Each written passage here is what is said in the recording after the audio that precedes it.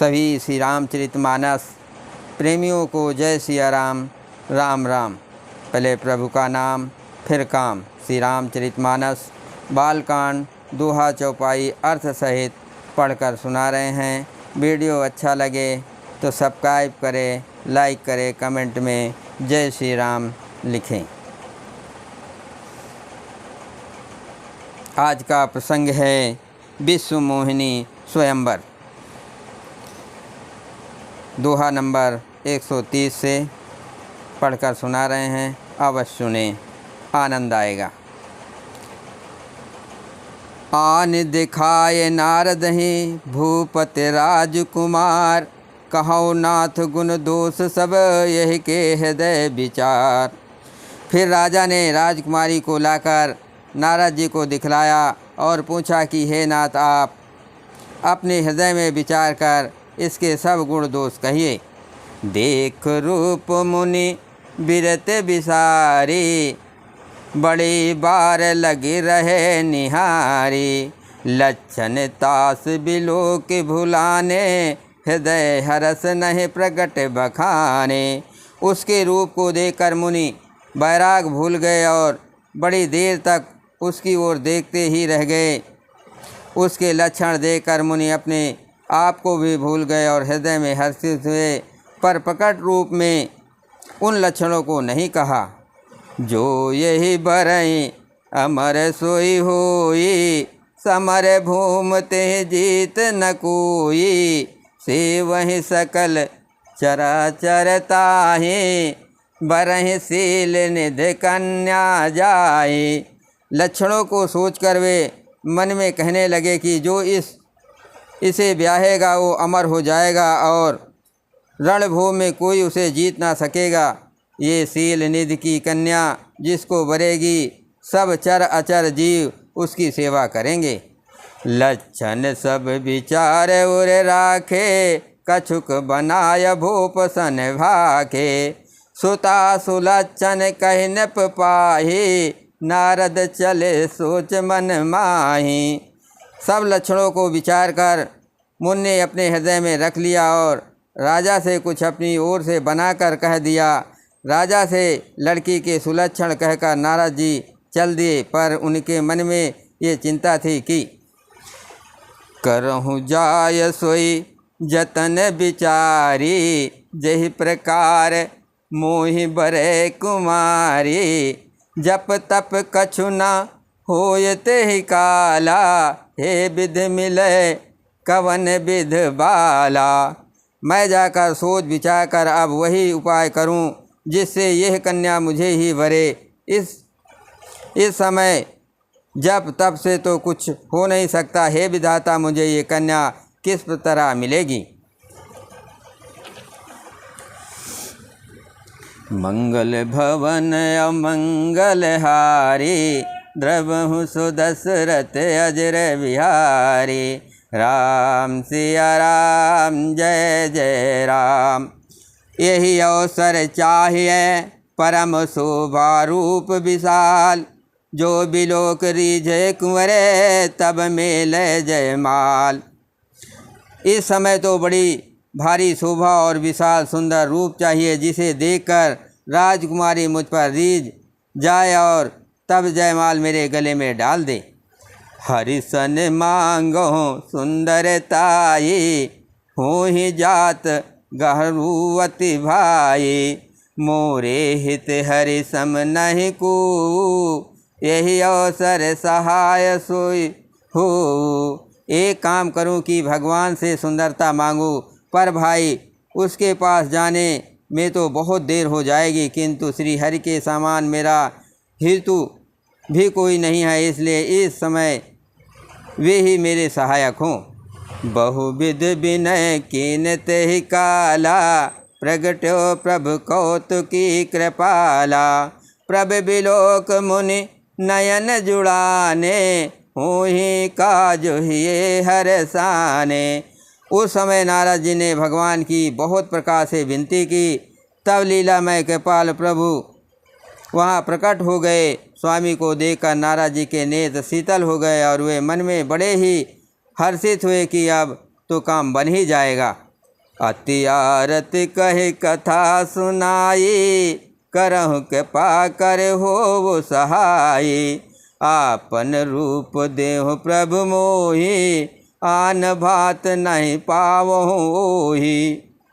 नारद जी ने बहुत आर्दीन होकर सब कथा का सुनाई और प्रार्थना की कि कृपा कीजिए और कृपा करके मेरे सहायक बनिए। हे प्रभु, आप अपना रूप मुझको दीजिए और किसी प्रकार मैं उस राजकन्या को नहीं पा सकता।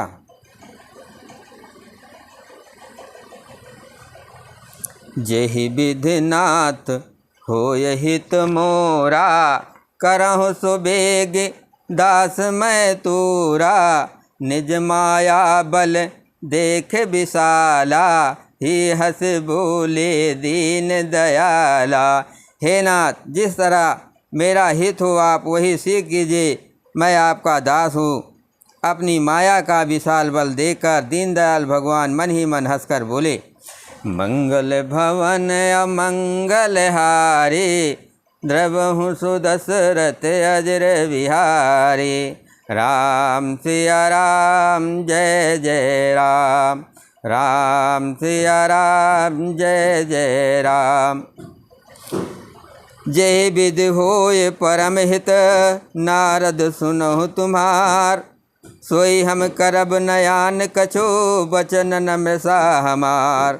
हे नारद जी सुनो, जिस प्रकार आपका परम हित होगा हम वही करेंगे, दूसरा कुछ नहीं। हमारा वचन असत्य नहीं होता।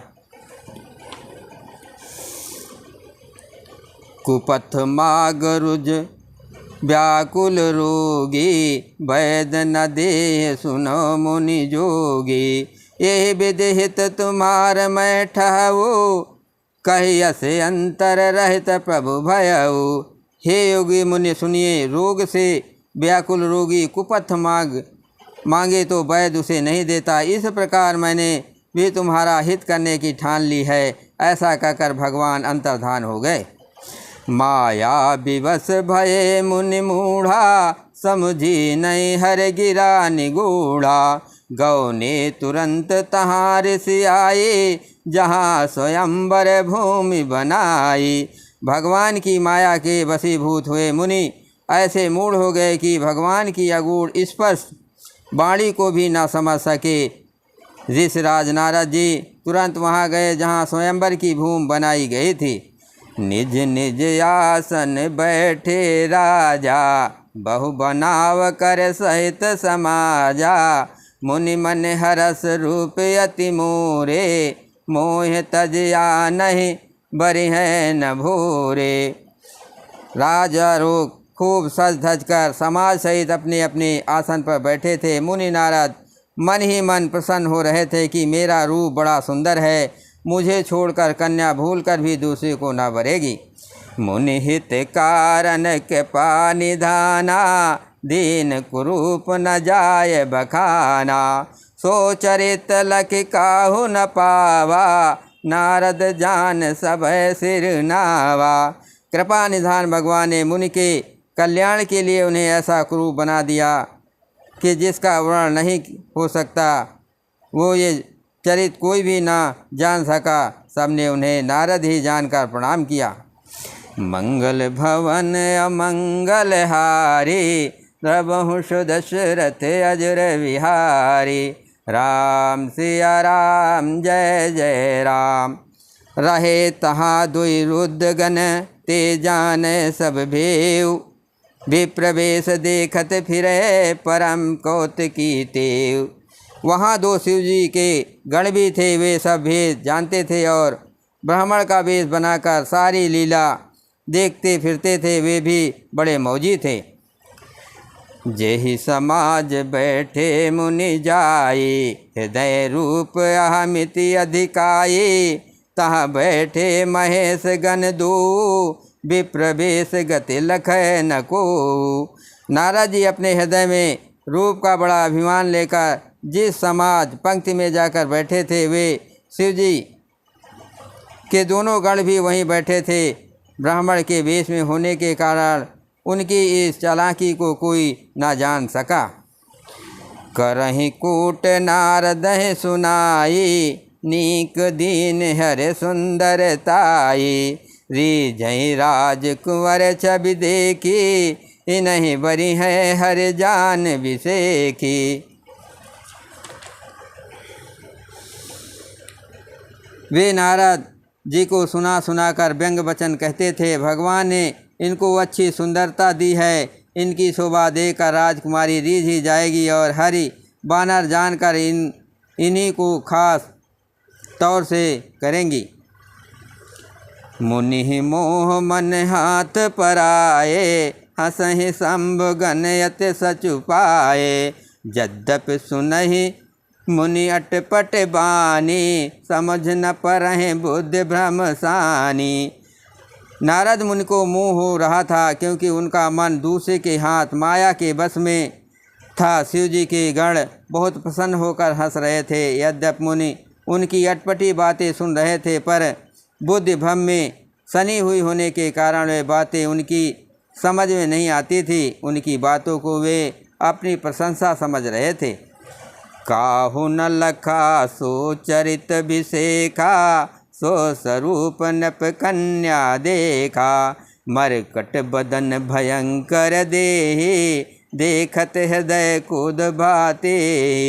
इस विशेष चरित्र को और किसी ने नहीं जाना, केवल राजकन्या ने नारद जी का वह रूप देखा। उनका बंदर का सा मुँह और भयंकर शरीर देखते ही कन्या के हृदय में क्रोध उत्पन्न हो गया। जय सिया राम।